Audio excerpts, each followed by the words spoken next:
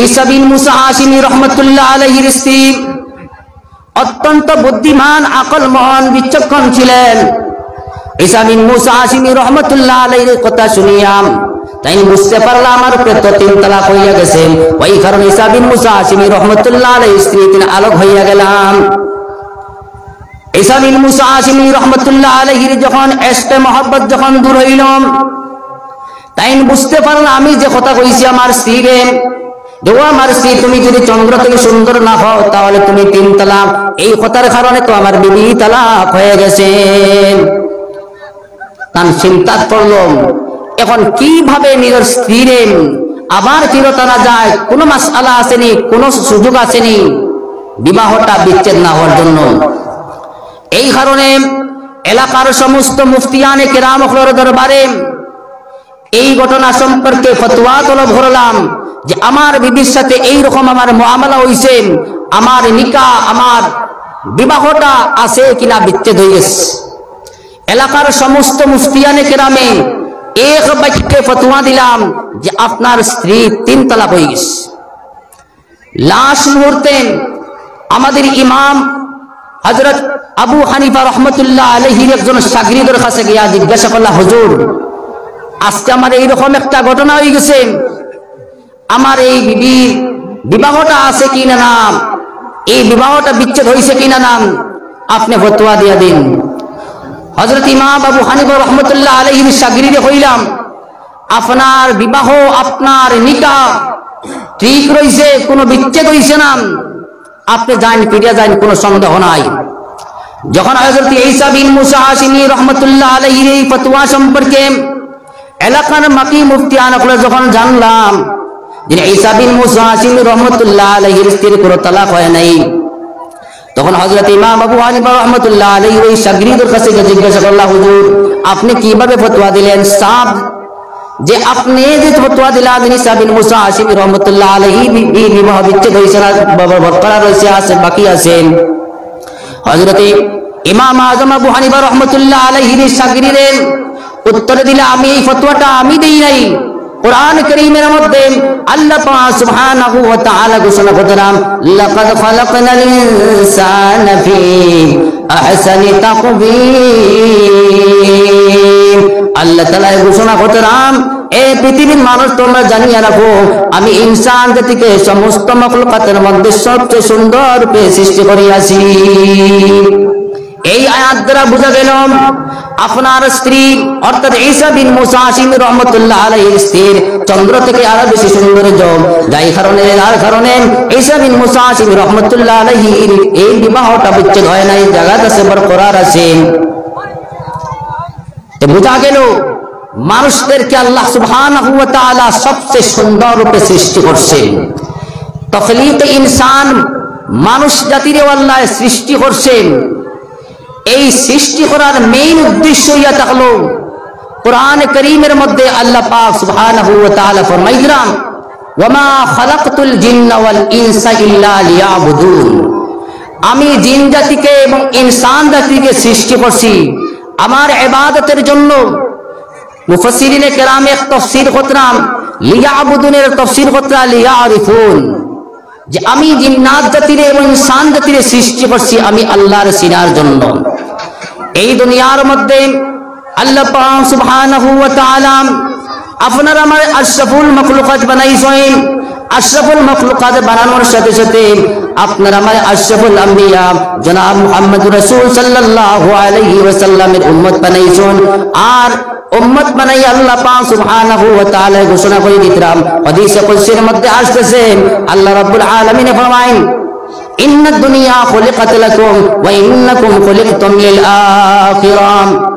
এই পৃথিবীর মানুষ তোমরা জানিয়ে রাখো আমি তোমাদেরকে আশরাফুল মাখলুকাত বানাইলাম, আমি তোমাদেরকে আশরাফুল নবী আশরাফুল আম্বিয়ার উম্মত বানাইলাম, আশরাফুল উম্মত বানাইলাম, খায়রুল উমাম বানাইলাম। ও দুনিয়ার মানুষ তোমরা জানিয়ে রাখো আমি তোমাদের জন্য পৃথিবীর মধ্যে যত মাখলুকাত আছেন সমস্ত মাখলুকাত তোমাদের জন্য বানাইলাম, তোমাদের ফায়দার জন্য বানাইলাম। ইন্নাদ দুনিয়া খুলিকাত লাকুম ওয়া ইন্নাকুম খুলিকতুম লিল আখিরাহ। আমি তোমাদেরকে বানাইলাম আখিরাতের জন্য, অর্থাৎ আখিরাতের জিন্দেগির সামান তৈরি করার জন্য।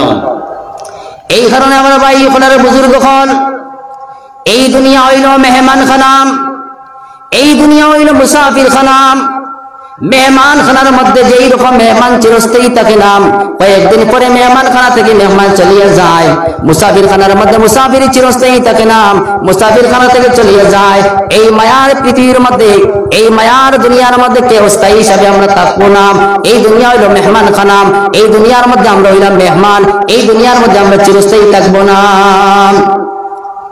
দুনিয়ার মধ্যে আল্লাহ পাক সুবহানাহু ওয়া তাআলা বেমাহদুদ নিয়ামত দান করছেন, বেশুমার নিয়ামত দান করছেন, বেশুমার নিয়ামত দান করিয়াম আল্লাহ পাক সুবহানাহু ওয়া তাআলা সেটা শুধুমাত্র এই দুনিয়ার মধ্যে তাকিয়াম, এই মুখতসর জিন্দগির মধ্যে তাকিয়াম, সামান্য সময় দুনিয়ার মধ্যে তাকিয়া জিন্দগি দিয়ে তাকিয়া দুনিয়ার মধ্যে তাকিয়াম লামাহদুদ জিন্দগির সমান তৈরি আমরা যাতে করতে পারি, এই উদ্দেশ্য আল্লাহ পাক সুবহানাহু ওয়া তাআলা এই পৃথিবীর মধ্যে পাঠাইছেন। এই পৃথিবীর মধ্যে বেকার হিসাবে আপনার আমারে বেকার হিসাবে সৃষ্টি করছেন নাম। কুরআন কারীমের মধ্যে আল্লাহ পাক সুবহানাহু ওয়া তাআলা আয়াতের মধ্যে ফরমাইতেরাম, আফাসিবতুম আন্নামা খালাকনাকুম আবাসাও ওয়া আন্নাকুম ইলাইনা লা তুরজাউন। এ পৃথিবীর মানুষ, তোমরা কি মনে করেছো, তোমরা কি ভেবেছো যে আমি তোমাদেরকে অনর্থক হিসাবে, তোমাদেরকে বেকার হিসাবে আমি দুনিয়ার মধ্যে সৃষ্টি করিয়েছি? না না, এই পৃথিবীর মধ্যে বেকার হিসাবে আমি তোমাদেরকে সৃষ্টি করি নাই, আমি তোমাদেরকে অনর্থক হিসাবে সৃষ্টি করি নাই। আর কি তোমরা ভেবেছো এই পৃথিবীর মানুষ তোমরা এই দুনিয়ার মধ্যে চিরস্থায়ী থাকবে? না না, এই দুনিয়ার মধ্যে তোমরা কখনো চিরস্থায়ী থাকবে না। এই মায়ার দুনিয়া ছেড়ে একদিন আমার কাছে আসতেই হবে। বাহলুল দানাও একজন মজজুব রূপে মানুষ আসলাম, কিন্তু খতা হল বড় আকলমন্দি খতা হল হইতাম। একদিন কোন এক জায়গার দিকে তাই সফর করে যাইতাম, যাইতে সময় রাস্তার মধ্যে কিছু ছোট ছোট বাচ্চা হলকে ভাইলাম। আর এই ছোট ছোট বাচ্চা হলকে তা খেলাধুলা করতেছেন। একটু আগে গেলা গিয়া একটা ছোট বাচ্চা শুধুমাত্র চিন্তা ফিকির করে খান্দেন। বাহলুল দানার মনে হইল হয়তো অন্য শিশুরা, অন্য বাচ্চারাম খেলাধুলার মধ্যে শরীক করতেছে না, ওই কারণে এখান দিতেছে, ওই কারণে চিন্তার মধ্যে। বাহলুল দানায় জিজ্ঞাসা করলাম যে আপনারে বাকি শিশুরা, বাকি বাচ্চারা কি খেলাধুলার মধ্যে শরীক করছে না? এই কথা কোয়ার সাথে সাথে এই ছোট বাচ্চায় বাহলুল দানার চেহারার দিকে তাকাইল, আর তাকাইয়া বলিল, আফা হাসিবতুম আন্নামা খালাকনাকুম আবাসাও ওয়া আন্নাকুম ইলাইনা লা তুরজাউন। তোমরা কি ভেবেছো এই দুনিয়ার মধ্যে আল্লাহ সুবহানাহু ওয়া তাআলা কি খেলাধুলার জন্য বেকার হিসাবে কি সৃষ্টি করিয়াছেন? ওয়া আন্নাকুম ইলাইনা লা তুরজাউন। আর কি তোমরা ভেবেছো এই পৃথিবীর মধ্যে চিরস্থায়ী থাকবার, কখনো আমার কাছে আমি আল্লাহর কাছে ফিরে আসবে না? এই কথা শুনিয়াম বাহলুল দানায় চিন্তা করলাম, এই ছোট বাচ্চা যদি ছোট হইতে পারে কিন্তু বড় আকলমন্দ বাচ্চা। এই কথা মনে করিয়াম বাহলুল দানা জিজ্ঞাসা করলাম, বাহলুল দানা আরজ করলাম, ও শিশু আমার তোরা নসিহত করম। এই কথা কোয়ার সাথে সাথে এই ছোট বাচ্চায় কয়েকটা শের পড়লাম, কয়েকটা কবিতা পড়লাম, যেই কবিতার অর্থ হইল, মুসাফির ও পথিক, তোমার সফর বহুত লম্বা, সেই লম্বা সফরের জন্য তুমি সামান তৈরি করো। এই কথা শোনার সাথে সাথে বাহলুল দানা বেহুশ হইয়া গেলাম। যখন হুশ হইল, হুশ হওয়ার পরে ওই বাচ্চারে জিজ্ঞাসা করলাম, ও বাচ্চা তুমি ছোট বাচ্চা, তুমি শরীয়তের মুকাল্লাফ নাই, তোমার উপরে নামাজ পড়ো নাই, তোমার উপরে রোজা পড়ো নাই, যাকাত পড়ো নাই, এত বেশি তুমি চিন্তা করতেছো, এর কারণটা কি? ওই সময়ে ছোট বাচ্চায় উত্তর দিলাম, এ পথিক, এ মুসাফির, আমি দেখছি আমার বাড়ির মধ্যে আমার মায়ের যখন চুলার মধ্যে যখন আগুন লাগানোর সময় প্রথমে ছোট ছোট কাঠ দিয়ে ছোট ছোট লাকড়ি দিয়ে আগুন ধরায়, এরপরে দেখলো বড় লাকড়ি দেন। আমি দল আসলাম কাল কিয়ামতের দিন আল্লাহ পাক সুবহানাহু ওয়া তাআলা জাহান্নামের আগুনকে গরম করবা। সেই দিন হয়তো ছোট ছোট বাচ্চারা প্রথমে জাহান্নামের আগুনের মধ্যে দেখে দেবা, আর তারপরে বড় বড় মানুষদেরকে দিবা। এই চিন্তারে এই ভাই আমি কাঁদতেছি। এই কারণে আমরা ভাই ওখানে বুজুর্গ হন, এই দুনিয়াটা চিরস্থায়ী নয়, এই দুনিয়াটা হলো মুসাফির খানা, এই দুনিয়াটা আপনার আমার আসল বাড়ি নয়। আমাদের আসল বাড়ি হইল আখিরাত। এই দুনিয়া হইল ওয়াতনে ইকামত, এই দুনিয়ার মধ্যে কয়েকদিন থাকবো। এই দুনিয়া মায়া দুনিয়া ছাড়িয়ে আমাদের আসল বাড়ি হইল জান্নাত। সেই জান্নাতের মধ্যে আমরা যাইতাম। এই দুনিয়ার মধ্যে আমরা যখন থেকে আমরা জন্ম হয়ে গেছি গিয়াম, জন্ম হওয়ার পর থেকে আমাদের সফর আরম্ভ হয়ে গেছে গিয়াম। এই কারণে মানুষের এই জিন্দগিরে আল্লাহ পাক সুবহানাহু ওয়া তাআলা দান করেছেন বহুত বড় নিয়ামত হিসাবে। এই দুনিয়ার মধ্যে তাকিয়া মানুষ আখিরাতের সামান যাতে তৈরি করতে পারে, আখিরাতের ব্যবসা করতে পারে। এই দুনিয়ার মধ্যে থাকা অবস্থার মধ্যে মানুষ যদি ব্যবসা করতে চায়, ব্যবসা করতে হলে পুঁজির প্রয়োজন হয়। তদ্রূপভাবে মানুষ দুনিয়ার মধ্যে আল্লাহ রাব্বুল আলামিন পাঠাইছেন দুনিয়ার মধ্যে আখিরাতের ব্যবসার লাগিয়া, সেই আখিরাতের সামান তৈরি করার লাগিয়া একটা পুঁজির দরকার আছে। সেই পুঁজিটা হলো আপনার আমার জীবন, আপনার আমার জিন্দেগি। এই জিন্দেগির আল্লাহ পাক সুবহানাহু ওয়া তাআলা দান করছেন আখিরাতের সামান, আখিরাতের ব্যবসার পুঁজি স্বরূপ হিসাবে। এই কারণে আমার ভাই হলার বুজুর্গ হল, আলহামদুলিল্লাহ আপনারা উঠিবেন আপনারা উঠবেন এই ওয়াদার পরে সভাপতি সাহেবের আলোচনা করব। আলোচনা শুরু হবে আপনারা দুনিয়া দেখো। اللهم صل على سيدنا ومولانا محمد وعلى آله وأصحابه وسلم. اللهم صل على سيدنا ومولانا محمد وعلى آل سيدنا ومولانا محمد. আমি খোয়াত আসলাম যে আল্লাহ পাক সুবহানাহু ওয়া তাআলা আপনার আমার এই মুখতাসর জিন্দেগির দিছেন আখিরাতের জিন্দেগির সামান্য তৈরি করার লাগিয়া আমরা যে জিন্দেগি পাইছি, যে আমাদের জীবনের মধ্যে যে সময় পাইছি, এটা আল্লাহ পাক সুবহানাহু ওয়া তাআলার পক্ষ থেকে বহুত বড় এক নিয়ামত। এই জিন্দেগির মধ্যে তাকিয়া আমরা আখিরাতের সামান্য তৈরি করতাম। যদি আজকে আমরা এই জিন্দেগির মধ্যে তাকিয়া কোরআনের মোতাবিক হাদিসের মোতাবিক যদি জীবন যাপন করি, কাল কিয়ামতের দিন আমরা হাসি হাসি জান্নাতের মধ্যে যাইমু। আর যদি এই দুনিয়ার জিন্দেগির মধ্যে তাকিয়া আমরা যদি আল্লাহর নাফরমানি করি, কাল কিয়ামতের দিন ময়দানে মাহশরের মধ্যে যখন আল্লাহ পাক সুবহানাহু ওয়া তাআলার দরবারে হাজির হইব, সেই দিন আমরা দুনিয়ার হকিকত আমরা বুঝতে পারবো যে এই দুনিয়ার জিন্দেগির মধ্যে আল্লাহ পাক সুবহানাহু ওয়া তাআলা কিসের জন্য আপনার আমার সৃষ্টি করছেন। এই দুনিয়ার জিন্দেগির মধ্যে, এই দুনিয়ার মধ্যে পাঠাইবার একমাত্র উদ্দেশ্য হলো আখিরাতের জিন্দেগি তৈরি করা। কাল কিয়ামতের দিন সমুজাইব, কিন্তু সমুজাইলে সেই দিন কোনো কাজে হইতো না। এই কারণে মানুষ কয় পড়ার সময় বুঝে না, বোঝার সময় পড়ে না। কাল কিয়ামতের দিন মানুষের যখন বুঝাইব, মানুষের যখন সমুঝাইব, এই দুনিয়ার জিন্দেগি আল্লাহ পাক সুবহানাহু ওয়া তাআলা দান করেছেন আখিরাতের জিন্দেগি সমান তৈরি করার লাগিয়া। সেই দিন আফসোস করি আল্লাহ রাব্বুল আলামিনের দরবারে কইব, রব্বানা আবসারনা ওয়া সামি'না ফারজি'না না'মাল সালিহান ইন্না মুকিনুন। এ আমার আল্লাহ, এ আমাদের রব, রব্বানা আবসারনা ওয়া সামি'না, আল্লাহ বুঝতে পারছি, আল্লাহ সমঝ আইছে এই দুনিয়ার জিন্দেগির মধ্যে আপনি কিসের জন্য পাঠাইছিলাম। আল্লাহ এখন বুঝাইছে আবসারনা ওয়া সামি'না ফারজি'না, ওয়াল্লাহ এই দুনিয়ার মধ্যে আবার যাওয়ার সুযোগ কান করিয়া দিল না'মাল সালিহান। এ আল্লাহ এখন দুনিয়ার মধ্যে গেলে নেক আমল করবো, ইন্না মুকিনুন। কিন্তু সেই দিন মানুষের বুঝাইব, বুঝাবার পরে কোনো ফায়দা হইতো না।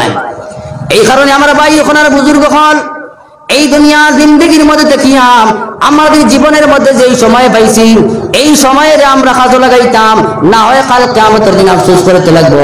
হাদিস শরীফের মধ্যে আসছে, প্যারে রাসূল সাল্লাল্লাহু আলাইহি ওয়াসাল্লাম ফরমাইতেন, মা মিন আহাদিন ইয়ামুতু ইল্লা নাদিম।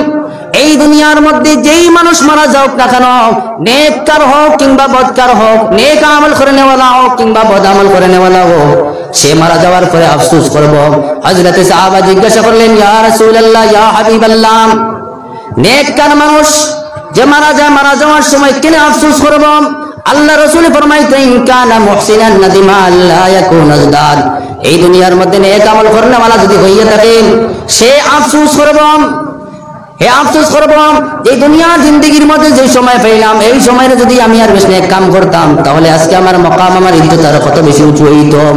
এই দুনিয়ার জিন্দেগির মধ্যে যেই সমস্ত বান্দায় নাফরমানি করে কাটাইছে সেই নাফরমান বান্দায় আফসোস করব ওয়াইন কানা মুহসিনান ওয়াইন কানা মাসিয়ান নাদিমা আল্লাহ ইয়াকুনা নাজা বদকার যদি হইয়া থাকে নাফরমান হইয়া থাকে এই নাফরমান বান্দায় আফসোস করব হায় হায় দুনিয়া জিন্দেগির মধ্যে আমার দুনিয়ার জিন্দেগির মধ্যে কেন আমি আমার গুনাহ থেকে তওবা করলাম না কেন আমি গুনাহ থেকে তওবা করলাম না এই কারণে প্রত্যেক মানুষ আফসোস করব ওই কারণে একজন সাহাবী হযরত আবু বকর রাদিয়াল্লাহু তাআলা আনহু ফরমাইতেন আন্না রাজুলান ক্বালা ইয়া রাসূলুল্লাহ আইয়ুন নাস খায়র একজন সাহাবী জিজ্ঞাসা করলেন ইয়া রাসূলুল্লাহ ইয়া হাবিবাল্লাহ মানুষের মধ্যে সবচেয়ে উত্তম মানুষের মধ্যে সবচেয়ে আফজল মানুষ কে আল্লাহ রাসূল সাল্লাল্লাহু আলাইহি ওয়াসাল্লাম ফরমাইলেন ক্বালা মান তালা উমরুহু ওয়া সাআ আমালুহু মানুষের মধ্যে ওই মানুষ সবচেয়ে আফজল যেই দুনিয়ার জিন্দেগির মধ্যে বেশ লম্বা হায়াত পাইলো আর লম্বা হায়াত পাইয়া বেশি বেশি করে নেক আমল করলো ওই মানুষ মানুষের মধ্যে সবচেয়ে আফজল আবার আল্লাহ রাসূল সাল্লাল্লাহু আলাইহি ওয়াসাল্লাম জিজ্ঞাসা করলাম যে মানুষের মধ্যে সবচেয়ে নিকৃষ্ট মানুষ কে তখন আল্লাহ রাসূল সাল্লাল্লাহু আলাইহি ওয়াসাল্লাম ফরমাইলা মান তালা উমরুহু ওয়া সাআ আমালু যেই মানুষ দুনিয়ার মধ্যে জিন্দেগি পাইলো লম্বা হায়াত পাইলো আর আল্লাহর নাফরমানি বেশি করলো এই মানুষ মানুষের মধ্যে সবচেয়ে নিকৃষ্ট এই কারণে প্যার হাজিরিন আমরা এই দুনিয়ার জিন্দেগি আমরা বেকার হিসাবে কাটাইতাম না হয় কাল কিয়ামতের দিন আল্লাহ পাক সুবহানাহু ওয়া তাআলার কাছে আমরা শর্মিন্দা হইমু সেই দিন আমরা আফসোস করবো আল্লাহর কাছে আমরা দরখাস্ত করবো দুনিয়ার মধ্যে আসার জন্য কিন্তু আসার আর সুযোগ হইতো না আল্লাহ পাক সুবহানাহু ওয়া তাআলা এই কারণে আমাদেরকে বেশি বেশি করে নেক আমল করার তৌফিক দান করেন আর আমাদের এই জীবনে আমরা বন্দেগীর মধ্যে কাটাইতে আমরা পারি